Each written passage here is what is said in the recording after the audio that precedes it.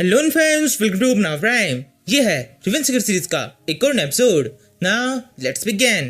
पिछले एपिसोड के एंड में देखा था जियांगसू मिंग को नॉर्थ के अंदर जो एक स्पेशल डीमन गॉड है उसका बताने लगती है। जियांगसू के हिसाब से ये डीमन गॉड 10,000 सालों में केवल एक बार ही जागता है और जब कभी भी जागता है तो इसको इतनी तेज भूख लगती है कि पूरे शहर के अंदर जितने भी लोग हैं ये उन सभी को खा जाता है। पिछली बार जब भी जागा था तब टिनियन कॉन्टिनेंट के अंदर जितने बंदे थे उन सभी को इसने खा लिया था।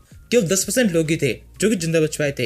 ये पता चलने पर मिंग को काफी गुस्सा आने लगता है। वो कहता है जब इतना ताकतवर डीमन गॉड एक ही बारी में इतने लोग खा जाता है तब उसे मारने के लिए हम कुछ कर क्यों नहीं रहे। उसे डरने की बजाय हमें सीधे आगे बढ़कर उस पर अटैक करना चाहिए। जियांगसू कहती है मेरे फादर ने मुझे बताया था जब लास्ट टाइम वो सो के उठा था उस टाइम पर वो लोंगिविटी के 8th रिलेम पर था।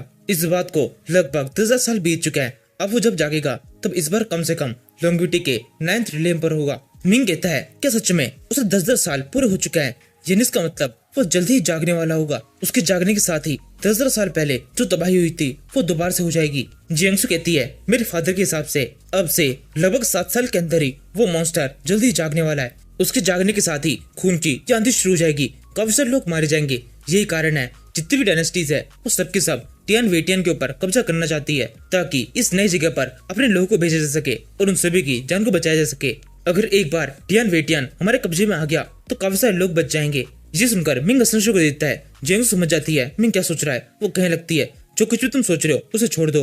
वो डीमन गॉड बहुत ज्यादा पावरफुल है, उसके सामने तुम्हारी और मेरी पावर का कुछ भी कंपेरिजन नहीं है। तुम किसी भी तरीके से उससे फाइट नहीं कर सकते हो, ना ही उसे रोक सकते हो। मिंग कहता है लेकिन किसी न किसी को तो कुछ करना ही होगा। जब कभी भी वो डीमन गॉड जागेगा तब मैं खड़ा होकर इतने सारे लोगों को मरता हुआ तो नहीं देख सकता। तुम क्या चाहती हो मैं कहीं आराम से बैठकर इतने सारे लोगों को उस डीमन गॉड के मुंह के अंदर जाता हुआ देखूं? मेरा दिल और दिमाग दोनों ही मुझे करने की परमिशन नहीं देते हैं। इस वर्ल्ड के अंदर मेरे अलावा भी काफी सारे लोग हैं जो कि इस सबको रोकने के लिए काफी कुछ कर सकते हैं। वो सबके सब काफी ज्यादा पावरफुल है, लेकिन वो सब भी अपने स्वार्थ के कारण चुप बैठे हुए हैं। उनमें से कोई भी इस मॉन्स्टर को रोकने के लिए कुछ भी करने वाला नहीं है, इसलिए मुझे ही कुछ करना होगा।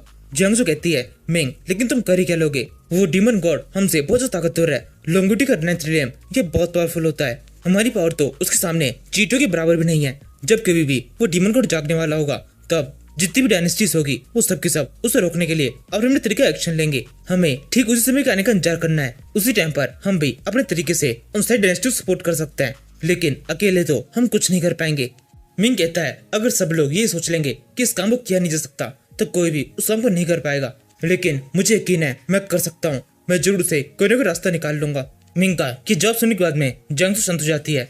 यहाँ से हम एक शाम का सीन देखते हैं। मिंग और जियांगसू इस रात को किस रेस्टोरेंट टाइप की जगह पर रुके हुए हैं। ये दोनों के दोनों अपने रूम के अंदर है। यहाँ पर मिंग अपने पास से एक तिलिस्मन को बाहर निकालता है। ये एक कनेक्शन तिलिस्मन है। इसका यूज करके मिंग अपने मास्टर जियान टियान से कांटेक्ट करने की कोशिश करता है। इसका यूज करते हुए कहने लगता है मास्टर मुझे आपकी जरूरत है, अगर आप मुझे सुन रहे हैं तो प्लीज मुझे जवाब दीजिए। जैसे मिंग ये कहता है मिंग का अपने मास्टर के साथ में कनेक्शन जुड़ जाता है। मिंग को अपने सामने अपने मास्टर का एक होलोग्राम दिखाई दे रहा है। मास्टर जियान टियान मिंग से कहने लगता है मेरे डिस्पल क्या हुआ, तुम्हें अपने टीचर की जरूरत कैसे पड़ी? मिंग कहता है मास्टर मुझे आपसे एक बहुत जरूरी इन्फॉर्मेशन चाहिए। क्या आप जानते हैं नॉर्थ के अंदर कोई बहुत ताकतवर डीमन गॉड है? जैसे जियान टियान मिंग से ही बात सुनता है वो काफी चौंक जाता है और वो कहने लगता है ये बात तुम्हें किसने बताई? इस डीमन गॉड के बारे में इस वर्ल्ड के केवल कुछ टॉप लीडर्स ही जानते हैं और हम सभी के बीच में एक समझौता हुआ था कि इस बात को पब्लिक के सामने कभी भी रिवील नहीं किया जाएगा, क्योंकि अगर उन्हें इस बारे में पता चल गया तो सबके सब काफी ज्यादा घबरा सकते हैं और तब ऐसा भी हो सकता है बहुत ज्यादा घबराने के बाद में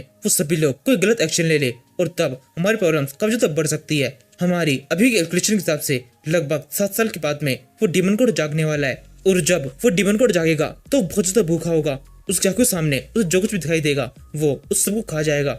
मिंग कहता है मास्टर जब भी टॉप लीडर्स इस बारे में जानते हैं तो उन्होंने अभी तक कुछ क्यों नहीं किया है? इस वर्ल्ड के अंदर काफी सारे मार्शल गॉड्स हैं, उनकी पावर बहुत ज्यादा है। ऐसा हो सकता है वो सब भी अकेले उस डीमन गॉड के ऊपर अटैक करने से डर रहे हो, लेकिन उन सभी की एक टीम बनाकर उन सबको एक साथ उस डीमन गॉड के ऊपर अटैक करने के लिए भेजा जा सकता है। अभी तक हम किस चीज का इंतजार कर रहे हैं? मुझे पता है वो डीमन गॉड बहुत ज्यादा ताकतवर है, लेकिन इतना ताकतवर नहीं हो सकता कि एक पूरी टीम को जिसके अंदर हमारे वर्ल्ड के काफी सारे मार्शल गॉड है उन सभी को हरा सके। जियांटियन कहता है मिंग अभी काफी कुछ है जो कि तुम नहीं जानते हो। इन डीमंस की पावर का कोई कंपैरिजन नहीं होता है। इस तरीके के डीमन गॉड्स के पास में काफी ज्यादा सुपर नेचुरल पावर होती है जिसको हम इमेजिन भी नहीं कर सकते। अगर मैं तुम्हें सीधी सीधी कहूँ तो इस वर्ल्ड के अंदर जो टॉप 10 सबसे ताकतवर लोग हैं और इसके अलावा जो 9 डीमंस है उन सभी को अगर हम एक साथ इकट्ठा करके एक टीम बनाकर उन सभी को उस डीमन गॉड के ऊपर अटैक करने के लिए भेजेंगे तो भी वो अकेला डीमन गॉड ज्यादा ताकतवर निकलेगा। ये सब मिलकर भी उस अकेले डीमन गॉड को नहीं मार पाएंगे, बल्कि वो अकेला डीमन गॉड ही इन सभी को हरा देगा। या फिर ऐसा भी हो सकता है हमारी तरफ से किसी भी तरह का अटैक करने पर सिचुएशन और ज्यादा बिगड़ जाए, वो केवल इन सारे लोगों को मारकर ही ना रुके बल्कि इससे भी आगे बढ़ जाए। अगर हमें सच में उस डीमन गॉड को हराना है तो इस वर्ल्ड के अंदर जितने भी ताकतवर जीव है उन सभी को हमें एक साथ इकट्ठा करना होगा और उसके बाद में उस डीमन गॉड के ऊपर अटैक करना होगा। तब भी ऐसा हो सकता है वो डीमन गॉड हमारे काफी सारे लोगों को मार दे। हमारा फुल पावर का अटैक भी हमें इस विक्ट्री में खुशी नहीं दे सकता है, क्योंकि फाइट के अंदर जीतने के बाद भी हम अपने काफी सारे लोगों को खो चुके होंगे। मिंग कहता है आप बिल्कुल ठीक कह रहे हैं, इस वर्ल्ड के अंदर ऐसे बहुत सारे लोग हैं जिनकी बहुत लंबी आयु है, लेकिन फिर भी इन सभी को मरने से बहुत डर लगता है। टेंटेन कहता है हाँ तुम बिल्कुल सही समझ रहे हो, ऐसे बहुत सारे लोग हैं जो कि लगभग इमोर्टल है, उनकी लाइफ कई हजारों सालों की है। इन हजारों सालों की लाइफ के अंदर ये अपनी लाइफ के साथ में काफी कुछ कर सकते हैं, काफी लोग की मदद कर सकते हैं, लेकिन ये सब कुछ नहीं करते बल्कि उस लाइफ की मदद से जितना हो सके उतने पैसे को इन्वेस्ट में इकट्ठा करने की कोशिश करते हैं। ये सब ये सोचते हैं कि जब इतनी लंबी लाइफ से अपने पास में इतना सारा पैसा इतनी सारी पावर को इकट्ठा कर सकते हैं तो बेकार में अपनी लाइफ को किसी मॉन्स्टर के सामने खतरे में क्यों डाला जाए। ये सुनकर मिंग का गुस्सा से बढ़ने लगता है, वो जोर से हंसना शुरू कर देता है। मिंग का ये बिहेवियर जेंटन बिल्कुल समझ में नहीं आता। वो कहने लगता है मिंग क्या हुआ, तुम इस तरह हंस क्यों रहे हो। मिंग कहता है मैं इस दुनिया की बेवकूफी हंस रहा हूँ। वो किस तरह के लोग हैं जो कि समझते ही नहीं है जब बाकी लोगों को अच्छा होगा तभी उनके साथ में अच्छा हो सकता है। ये दुनिया एक रथ की तरह है जिसके अंदर घोड़ा और पीछे की पालकी जब एकदम सही पोजीशन में होंगे तभी वो सीधे से चल पाएंगे, लेकिन अगर इन दोनों की पोजीशन को आपस में बदल दिया जाए तो इनमें से कोई भी आगे नहीं बढ़ पाएगा। यहाँ पे अमीर और ताकतवर लोगों को लगता है उनकी जैसी लाइफ अभी चल रही है वैसी लाइफ हमेशा चलती रहेगी, वो हमेशा ऐशो आराम जीते रहेंगे।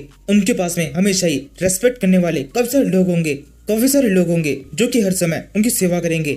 लेकिन वो अमीर लोग कभी सोचते नहीं कि वही गरीब लोग हैं जिनकी लाइफ के लिए ये अमीर कुछ कर नहीं रहे, क्योंकि ये बात तो सबको पता है जो अमीर और ताकतवर है वो सबके सब कोई ना कोई तरीका निकाल के डीमन गॉड से बच जाएंगे, लेकिन असल में केवल उन लोगों की जान खतरे में पड़ेगी जो कि गरीब है और जिनके पास में खुद की पावर को बढ़ाने का कोई भी साधन नहीं है। अब इस सब के अंदर एक आम आदमी क्या कर सकता है, वो रोज अपने सर्वाइवल के लिए एक अलग से मेहनत करता है। उसके बाद में इतने पैसे है ही नहीं कि वो रिसोर्स को खरीद कर खुद की कल्टिवेशन पे ध्यान दे सके। अब इस सबसे कोई फर्क नहीं पड़ता है उन कॉमन लोगों के पास में चाहे कितना ही टैलेंट हो, अगर रिसोर्सेज नहीं है तो कुछ नहीं हो सकता। इस सब के अलावा उन गरीबों के पास में जीने की कई सारी प्रॉब्लम्स होती है, रोटी कपड़ा मकान, इन 3 प्रॉब्लम से भी वो कभी बाहर नहीं निकल पाते, तो फिर किस तरीके से इस जीवन कोड से फाइट कर पाएंगे।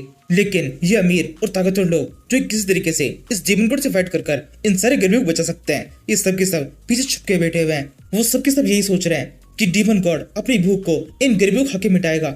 यहाँ पर कोई ये सोच ही नहीं रहा है कि घर के अंदर आग लगने के बाद में जब तक उसे बुझाया नहीं जाएगा तब तक वो आगे बढ़ती ही रहेगी। ये आग तब तक फैलेगी जब तक वो पूरा घर पूरी तरह नष्ट नहीं हो जाता, उस घर के अंदर की हर एक चीज पूरी तरह से खाक नहीं हो जाती। मिंग की ये बात पूरी होने के बाद में जियांटन एकदम शांत हो जाता है।